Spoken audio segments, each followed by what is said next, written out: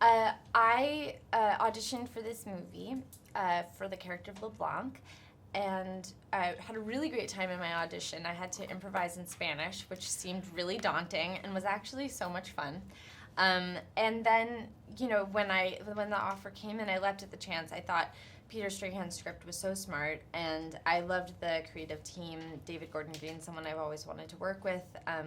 George and Grant, I've admired their movies for years. I think they're some of the few producers that are producing at this level really smart, interesting material. And then the cast that he put together, of course, led by Sandra Bullock, but also with Scoot and Anthony Mackie and Dowd. These are all actors that I've always wanted to work with, or some of them I had worked with before and just leapt at the chance to do so again. Scoot and I have talked about how relaxed David is on set.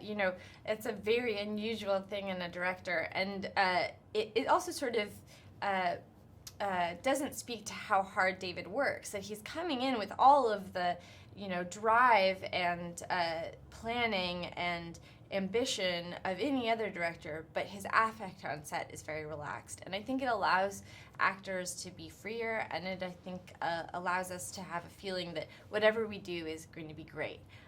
He also loves to shake things up by throwing improv into a scene. That said, what you see on screen is very much Peter's script.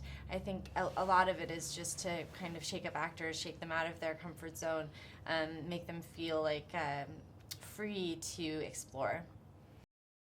LeBlanc is kind of an enigma in this movie. You don't get to see a lot about her personal life, and that's because she keeps her cards very close to her chest.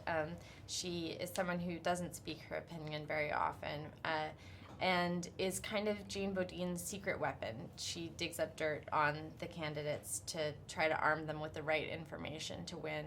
I think she's pretty ruthless as a person. And it was fun for me to get to play somebody like that. I've played a lot of sort of like sweet characters, and to play someone who's coming at this with no remorse was really a nice change of pace. When we were making this movie, we really thought about politics as being the backdrop for a workplace satire, in a way. These are all people who are in it to win it. They don't have a personal stake in the politics of this country.